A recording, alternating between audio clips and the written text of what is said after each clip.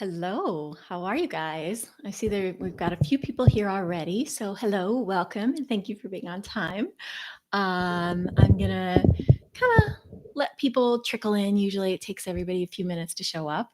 But if you haven't already, most important things are to, and let me let everybody know when you guys are here, if you haven't already seen it or if you haven't done these YouTube lives yet, there is a chat box on the right hand side that you guys can enter in any of your questions for me. But also, it's not just to talk to me, it's to be able to talk to each other, share a little bit of your knowledge, share some of your favorites for those of you who already know Cabernet Franc and things like that.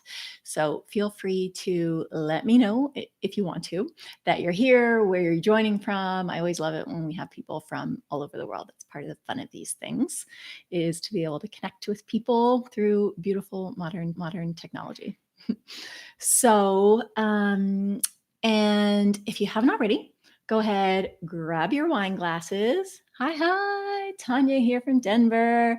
And Pat the cat is here too, but he won't be tasting this evening. My cat will also not be tasting, but she probably will make an appearance at some point. So if you see the cat jumping on the table or the couch in the background, don't be distracted by that. Hopefully we won't have any children doing that in the background. But yeah, grab your wine glasses. I told you in the email to grab at least one wine glass per person. Often I also tell you to go ahead and grab at least one glass per wine per person so that you guys can see here I have three Cabernet Francs that I decided to get for today's tasting. And so I went ahead and got a glass for each one because I like to be able to go back and forth and compare them and things like that. So if you have the extra glasses and you have extra wine and you would like to do so, go ahead and grab an extra glass, open the bottles, and pour your wine. For wine tastings like this, I always like to pour kind of a 2 ounce pour. Craig is here. Yay. You're in Summit, New Jersey. Okay. I didn't know that. Wonderful. And this is about how much I pour to taste, especially if you have just one glass and you're going to be going back and forth between the wines. You don't want to end up, pouring a really big glass and then you've got to chug it in order to move on to the next wine or something like that. But if you have just one wine and one glass, then wonderful. Go ahead, fill it up as much as you want and sip on it. You don't have to wait for any official notice to go ahead and start drinking your wines. But I will say cheers. Cheers to all of you who are here right now. And hi, Angie, you're joining from Pennsylvania. Awesome. Tough state to find a lot of these wines. I apologize, Angie, but hopefully you were able to find at least some good Cabernet Franc. There is a lot of good wine available in the state, just not from out of the state. And for those of you who don't know me, I'm Dini. I'm Dini Rao. I've worked in the wine business for over 20 years now. I started doing wine tastings at least 23 years ago. It might have even been longer. And I just fell in love with learning about wine in the beginning. I was learning along with everybody. And then I noticed that as I started talking to people about wine and I learned more about wine, that I really enjoyed the wine so much more the more I learned. And I found that I loved giving that gift to other people too, to be able to fall more in love with wine.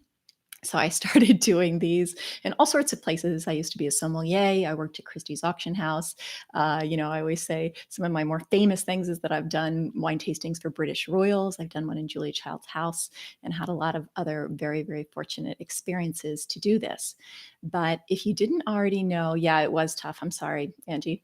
If you didn't already know this, but wine is one of those things kind of like riding a bike. You can't read a book about it and learn everything. You really need to do it. And if you want to accelerate your knowledge and learn in a much faster pace, you learn really well by tasting around other people who are more knowledgeable than you. That's what I was always able to do in my career. And it really helped me just learn so much, to hear how other people were describing the wines, to be able to ask questions and say, okay, when you say the body of it, does it mean this or that? And so that's kind of the opportunity that I'm giving all of you right now. And for those of you who are at home and have kids sleeping or don't want to leave the house, or it's difficult for you to get to a wine tasting where you live, hopefully this is a good opportunity for you. So Thank you so much for joining. Dominique, you made it, and your father too. And you guys are in Massachusetts. And Nitya's here from Kent, Ohio. Awesome. Yay. It warms my heart. I feel like I'm hanging out and drinking wine with all of you guys. So wonderful, wonderful, wonderful. So pour your glasses, pour your wine. Let me also pause for a second to tell you that this company that I'm building, Life in Vino, is all about bringing the joy of wine tastings to your home. So I have a do-it-yourself wine party kit that you can have your own wine parties that you can buy on my website. And then I also do these remote wine tastings. So that's kind of the business there. I'm going to start, if you haven't already, by the way, if you guys wouldn't mind letting me know which Cabernet Franc you have, like where it's from in the world or whatever, if you bought multiple ones, let me know. Because what I'm going to recommend is that if you bought the two that I sent you in the email, the one from South Africa and the one from France, that you start actually with the one from South Africa. I thought we would have started with the one from France. Usually I always start with France, but after tasting these and letting these open up, I'm actually going to start with the one from South Africa. So if you haven't already, and if you have that one, and if you guys aren't sure which of your wines to start with, of the ones you poured, you can let me know what you have, and I can tell you which one might be good to start out with. So we decided to start out with tonight, we're doing a tasting about Cabernet Franc. And there are a lot of reasons, which I'll tell you all about the joys of Cabernet Franc and why I decided to choose that. But really, one of the reasons is that we're entering the fall season, especially with all the holidays. We're looking for a wine that's red, that's warming, that has a little bit of like warmth and juiciness to it, but it doesn't quite knock you over the head. It's not what I would call like the January, the February wines, like when you're in the dead of winter, then you need those big wines, I find. But this is just for kind of warming up. We're in the fall, getting into the colder weather. Okay, so Tanya, you've got one from California and one from France. So what I'll recommend in your case is that you start out with the one from France. I'm not sure if it's from the Loire Valley, from a place like Chinon or somewhere. And you had trouble getting access. Oh, sorry. Long Island in France. Awesome, Angie. That's so wonderful. You know, I forgot that Long Island is a great place to find Cap Franc. So for you, I would also start out with France. Pretty much for most of you, depending on what you have, I would start out with the French wine. I usually try to start out with the wine from the cooler region of the two. So depending on where you are in France. And mine is from the Loire Valley, which is a pretty cool region. So quick little refresher for those of you who it is from Chinon, great, who haven't tasted before. You're going to grab your glass. I grab it by the stem just since it's easier to swirl, and I don't change the temperature of the wine by holding it here because that changes the way the wine tastes. Give it a swirl so you can really wake up all the aromas of the wine. Smell it. And give it a sip the way you normally do. And then I'm going to have you taste it again. I'm going to have you taste it the wine taster's way, which is to suck in a little bit of air and aerate the wine in your mouth.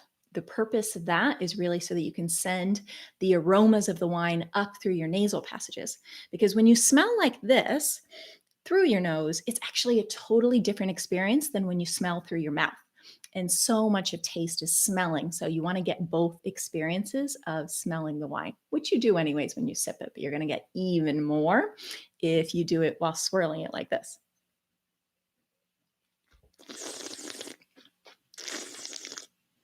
So I'm just sucking in some air, and that helps send the aromas up to my nose while I'm tasting it.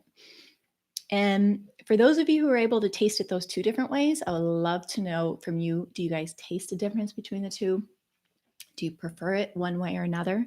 I find, and Craig, who is another very knowledgeable wine guy out there, will probably attest to this, that when you suck in the air, you can get so much more out of the wine.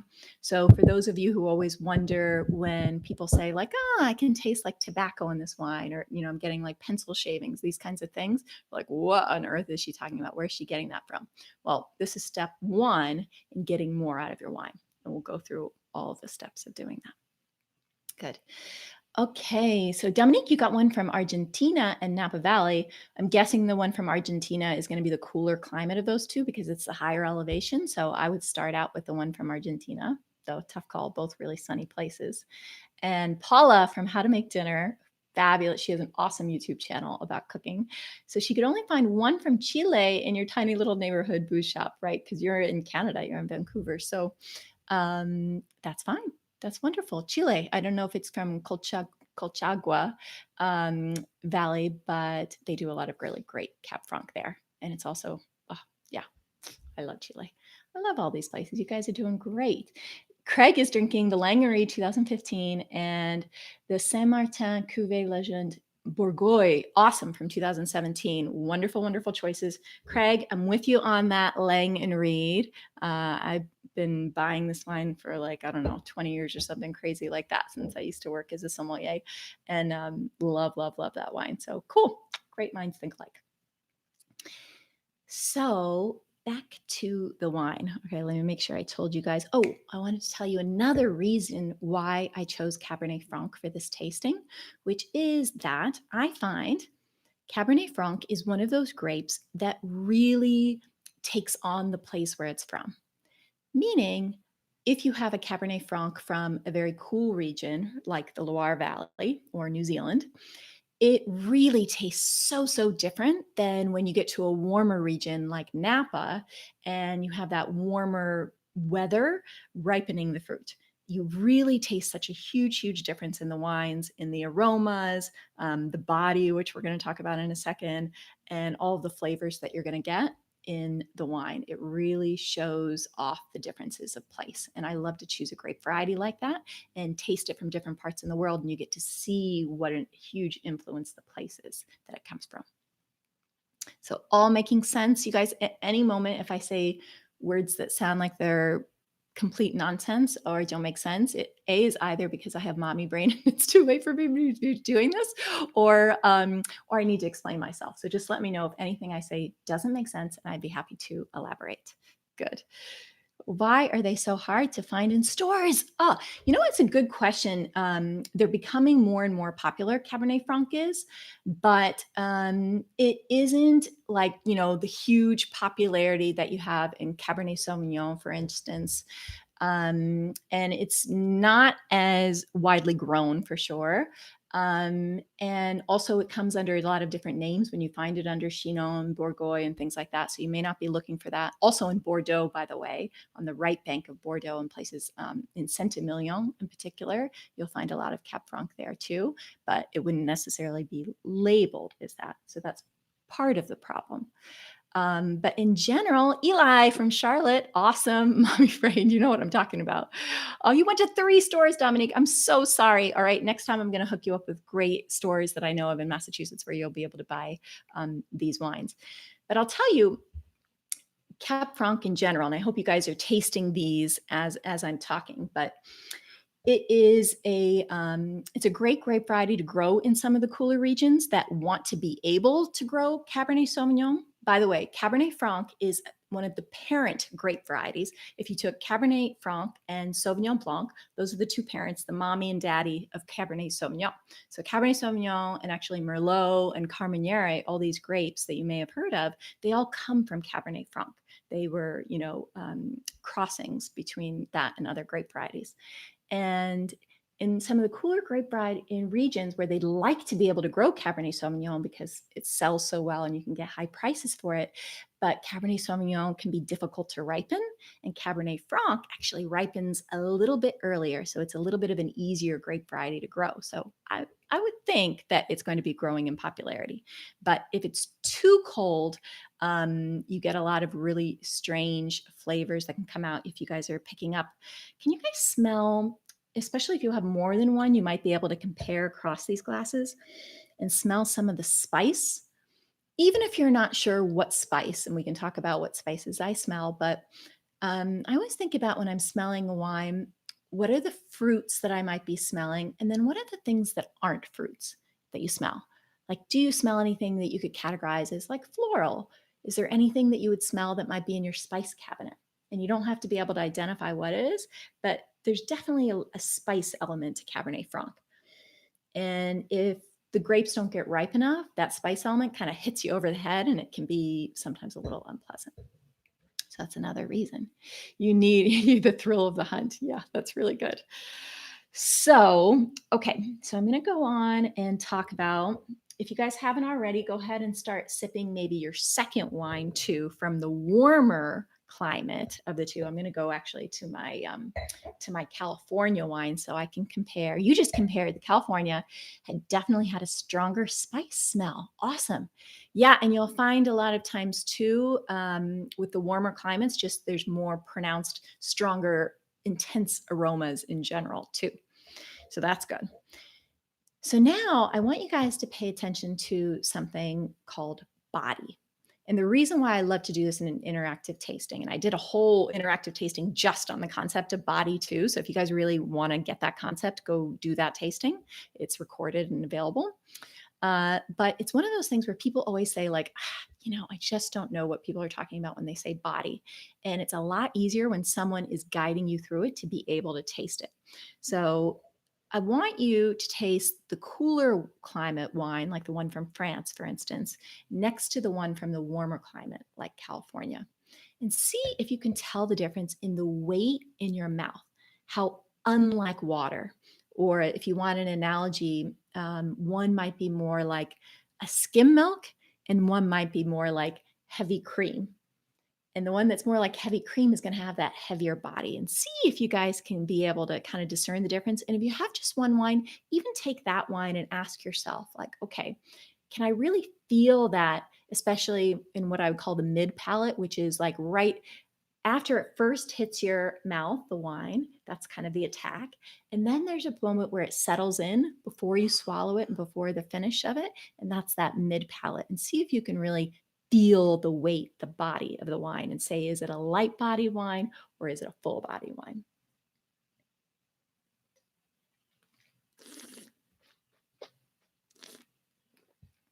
In general, okay, good. I'm so glad. Evan and Mika, you guys are following along on body. So, in general, what you'll find is that the wines from the cooler region are going to have lighter body, and the wines from a warmer region are going to have fuller body.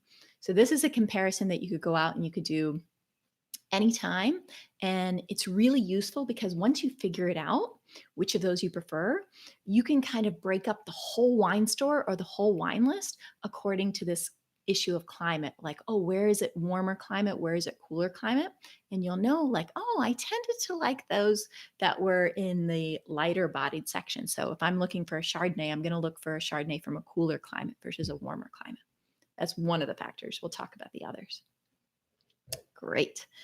Okay, so you guys are coming along. So we talked about some of the smells of Cab Franc. We talked about the spice element. Definitely, there is also fruit, right? You guys probably smelled some sort of fruit.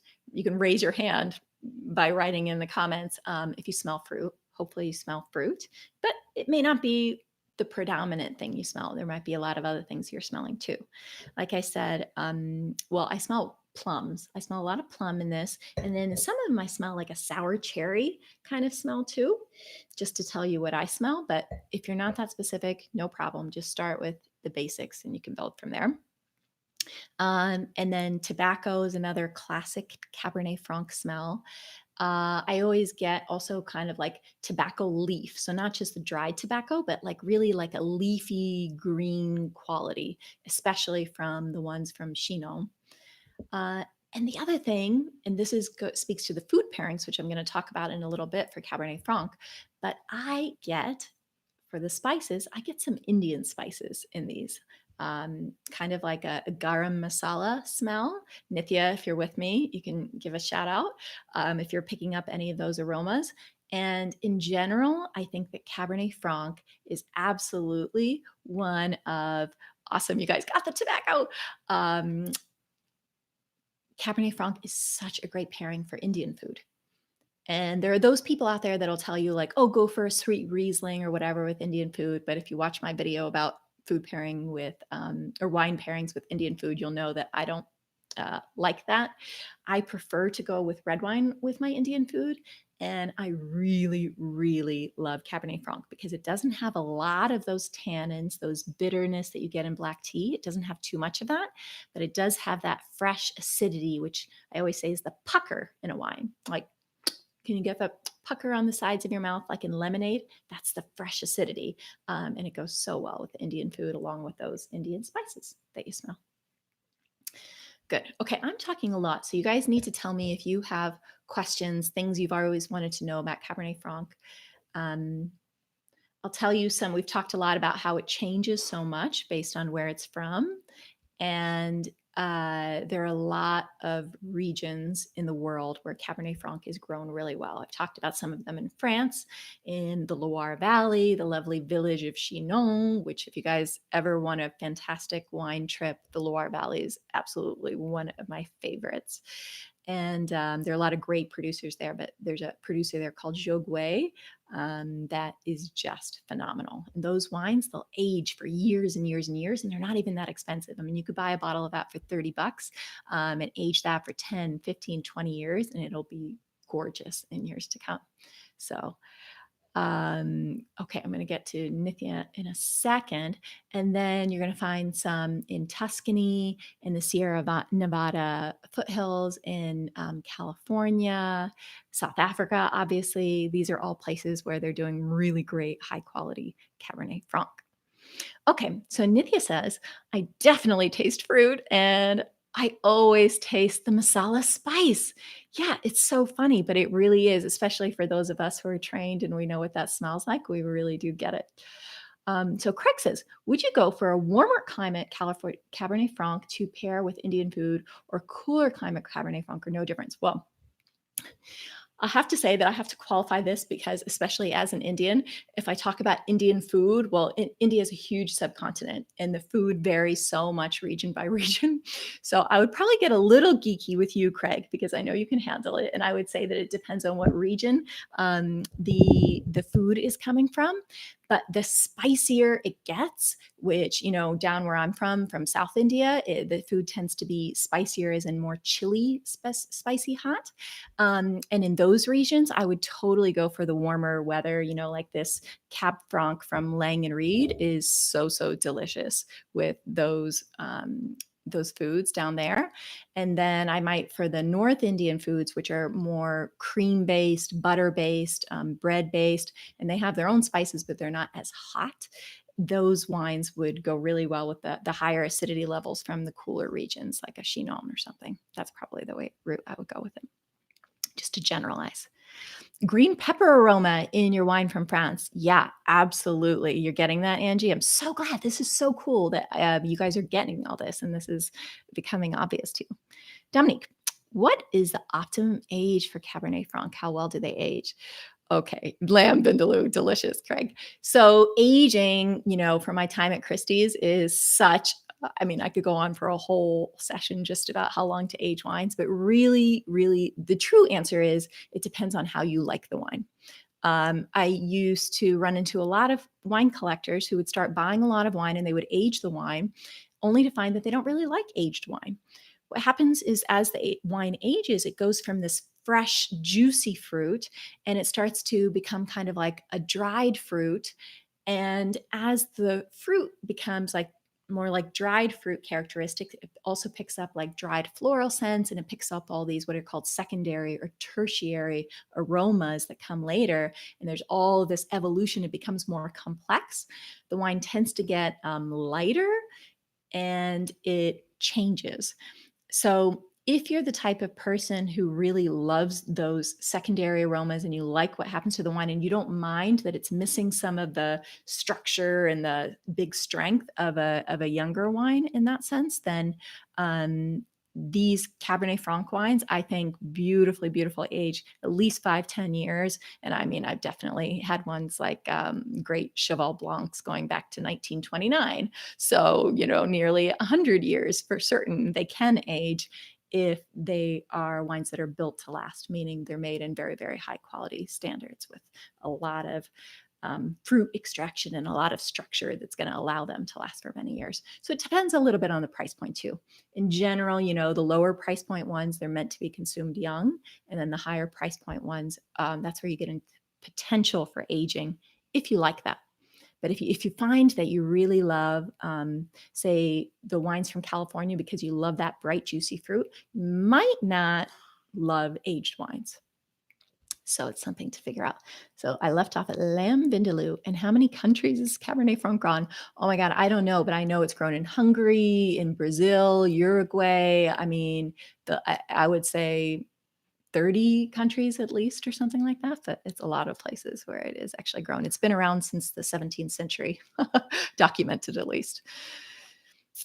Okay, Paula, with no access to a cellar, is it worth attempting to age wine or am I better off just buying it on demand? Well, that's a great question because if you're aging for a long time, which I would say anything post 5 years, you do really want a place where you can age the wines at consistent temperatures. It doesn't have to be the ideal, which for me is 57 degrees Fahrenheit.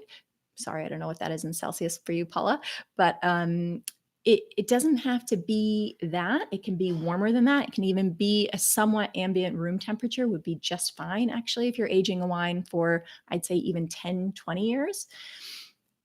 But you don't want it to ever get hot, like super hot. Definitely, you wouldn't want it to go to like 80, 90 degrees. That would be a big problem.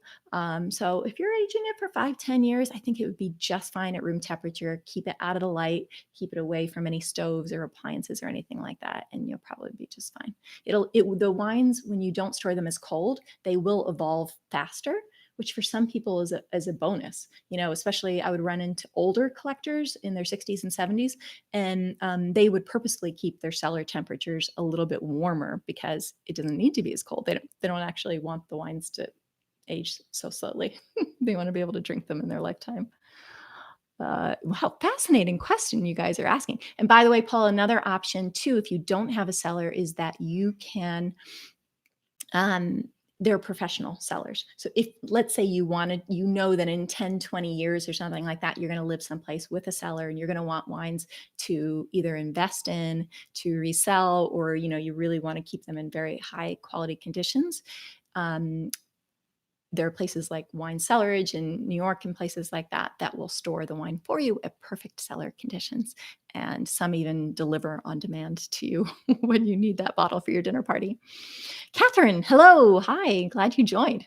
What do you mean when you say bigger strength from younger wines? Oh my God, that's so good because it's funny that you say that. As I was saying it, I was like, well, do I really mean bigger strength? So I'm glad you asked that and I get to explain it a little bit more. Mainly the tannins, the tannic structure of the wine is much stronger when the wines are younger. And tannins, I was describing before, they're the bitterness that you get in the end of black tea, is the best way I can describe it, that kind of bitterness. You'll find that in red wines in particular. You'll also find it in orange wines and in some rosé and things like that. And that drying effect that it has on your tongue, that's coming from the skins and the oak barrels and things like that the wine was aged with. And when a wine is very young, it has a more prominent, pronounced tannin to it. That's one of the elements of this strength that I'm talking about. Also, the fruit intensity when it's younger, it's much stronger and it knocks you over the head. As the wine ages, those compounds actually start to break down. It's really interesting, even when you find a very, very old red wine, that the color actually even starts to fall out. And you can hardly tell the difference between a very old red wine from a very old white wine because they start to look the same color. So some of the components, they're starting to break down in the wine, and the tannins in particular, they'll soften. That bright, young, juicy, intense fruit will soften. So I find with aging, a lot of flavors soften, but then they start to pick up these secondary flavors that are a little bit of different flavors. So it's not that I can say a young wine is strong and an old wine is weak or soft, because it does pick up different flavors that kind of have their own strength, if that makes sense. But in general, definitely the tannins are less strong, and that fruit intensity, those are two things that are less strong. And then also, as the wine ages, it'll pick up it'll be kind of like a softer texture in your mouth too. Yeah. Thank you for calling me out on saying these things that may not make a lot of sense to all of you. So I'm really glad to be able to stay with you because this is really for you. So I want to be able to tell you guys the things that you want to know. So back to some of the joys of Cabernet Franc. I could talk forever and ever about this. Oh my God, and I'm already at 8:30. Wow. Goodness, this is the first one where I'm going over. All right, well, let me quickly tell you. We talked a little bit about food pairings with the Indian food, but also I love to mention that this is great with tomato sauce. It's not always easy to pair red wines with tomato sauce because tomato sauces have a lot of acidity to it.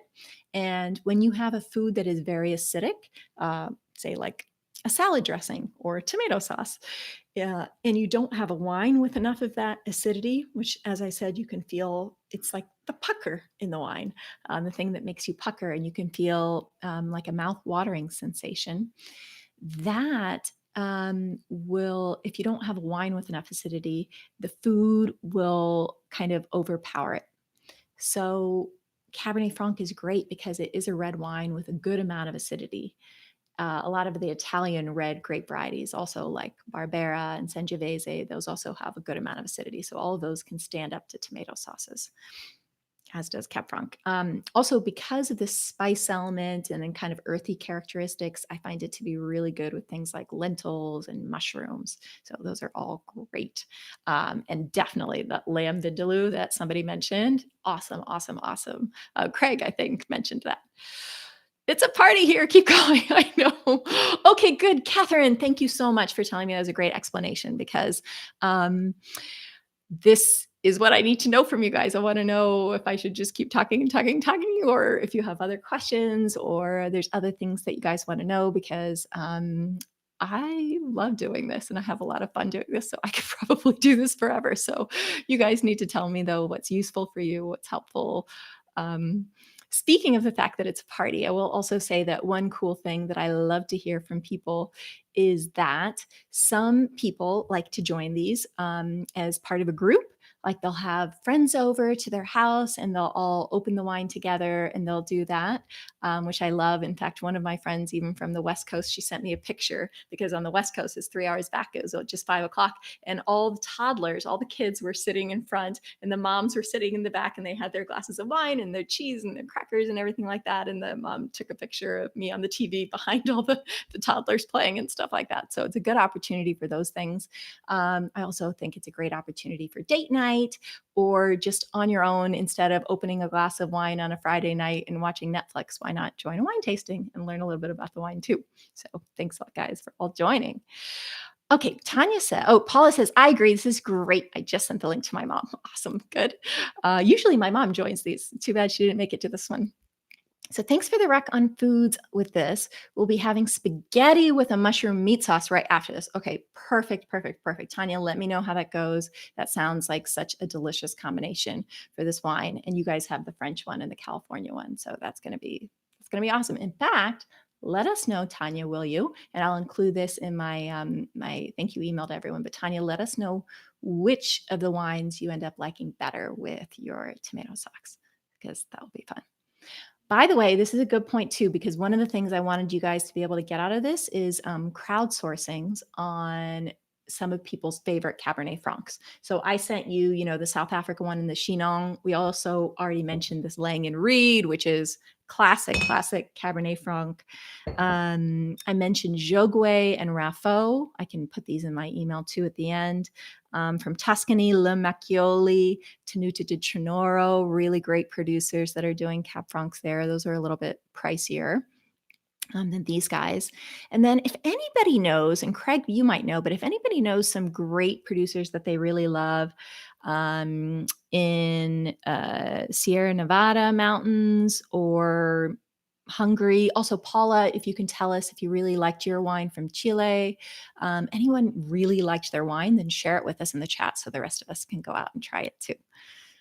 Dominique, you're drinking Maxwell from Napa. Oh my gosh, I don't know Maxwell at all. I've never even heard of it. Awesome, 2014, very full-bodied and aromatic. Yum. Oh, yes, this is one of the great things about Cabernet Franc, which reminds me, if you have some wine left over after this, which probably you guys will, you should absolutely let it breathe, let it aerate. One thing I probably should have told you to do in advance of this is to either decant your wine, if you guys have a decanter, like I have my beautiful fancy Swans decanter here. This is my one of my prized possessions. But if you don't have a fancy one like that, you can just pour the wine into the glasses. Or one of my favorite industry tricks is just to double decant the wine, where I take the wine, I pour it into an empty bottle, and then I pour it back into here. Or you could pour it even into like a flower vase or any container that'll hold it, and then pour it back into the bottle. Just that simple act of introducing the air to the wine, especially Cabernet Franc, I find just opens up the aroma so much, that perfumey, aromatic quality that you get. It really just helps the wine's aromas and flavors come alive. So if you haven't already done that, definitely make sure you save a little bit of the wine or keep swirling your glass and stuff like that and let it open up, because it will just get so much better. I know these wines, I've had them open for a couple hours and they've done really well. Good. It's lovely. Only 15 bucks, Paula, for yours, the Chilean one. Awesome. You'll buy it again. Wonderful. And Craig, Paleo from Le Macchioli is one of my favorite reds. Just fabulous. Awesome. Yeah. Another awesome one from Tuscany. And Tanya says we have Gibbs 2016 from Napa Valley. And oh God, this clearly my computer's too far away. I can barely read it. Le Prix from Chinon. Oh, I don't know that. Oh, Le Prix. I don't know that Chinon producer, but sounds fabulous. And did you guys like that, Tanya? Did you like the Chinon? I have to tell you, I won't tell you that funny story because I'm not going to ruin your internal impression. The Maxwell was $47. Money counts, Dominique. Amazing. All right. Very nice. So this is the other cool thing, is that we have such a whole huge range. And I know even in my lineup, I have a range of price points and things like that here, to be able to see how Cabernet Franc is available. You know, not all grape varieties are available at all the different price points. So that's a good one. Very much so. Good. Okay, well, let me look through my notes and see if there's anything we didn't talk about. We talked about body, acidity, ripeness levels. So again, the warmer climate Cabernet Francs are going to have riper quality fruits. So think about, you know, a plum or a cherry. Sometimes you get those cherries that are underripe versus a really ripe red cherry versus like kind of an overripe black cherry versus cooked cherries or in jams and things like that, or a dried fruit. This is the full range of fruit ripeness that you can talk about. So people always think, oh, I have to identify this, you know, I have to identify a cherry or pomegranate or something very, very specific when I'm describing wines. Not at all true. You can actually just start out with talking about the ripeness level of the fruit. Like, oh, I smell and I taste fruit, and it seems like a really ripe fruit, or maybe it's more like underripe fruit. Sometimes that's easier for people to start with.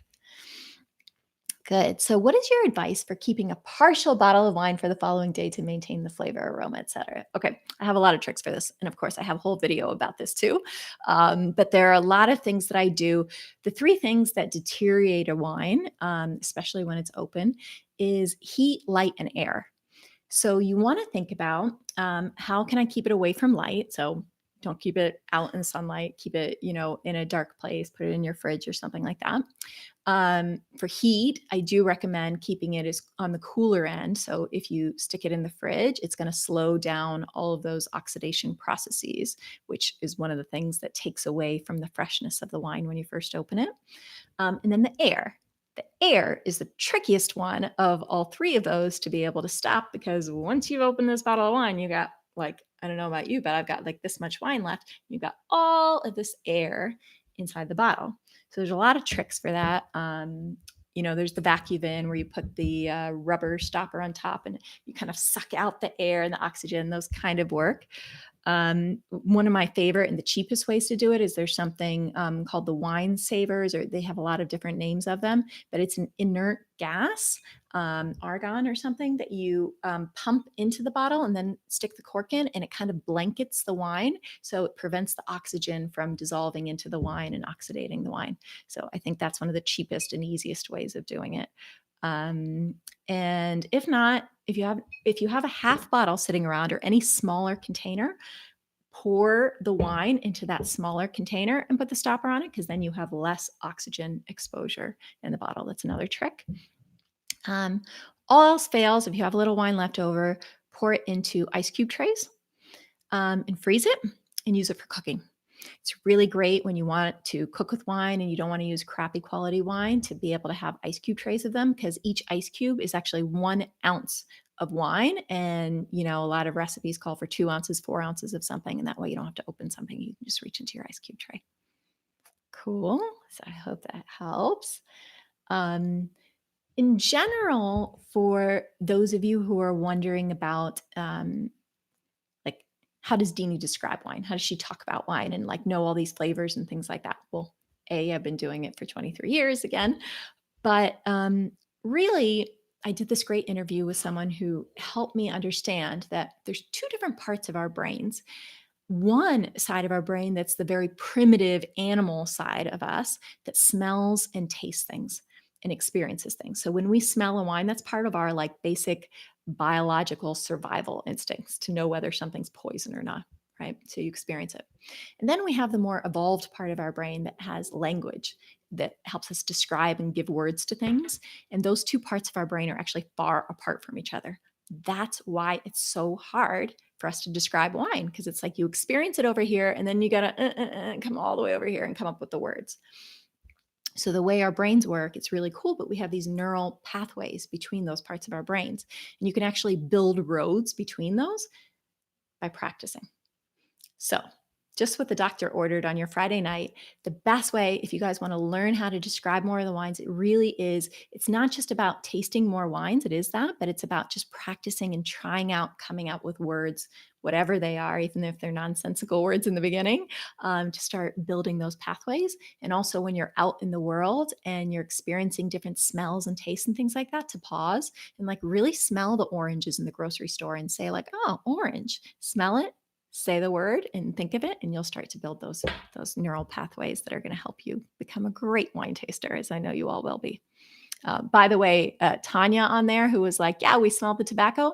She's been to almost every single one of these remote wine tastings. So you can see she's already become a really fantastic wine taster by doing this. Good.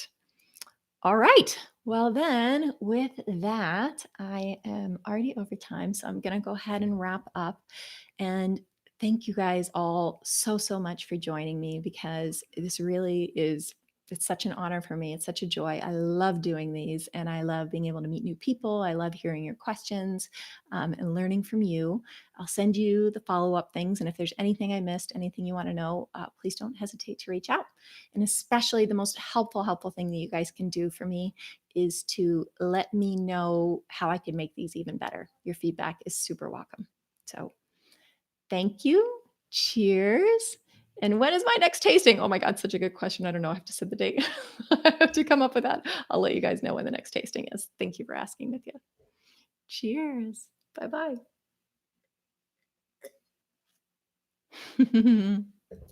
Good. Wonderful. Thank you guys. Thank you all so much. Thank you, Angie. Thank you, Glenda. Paula's mom made it. Okay, good. Good. Yes. And you can go back and watch this one too, Glenda. Thank you. Yay. Yes. Happy weekend, everybody. Happy Friday. Good. Okay. Bye-bye.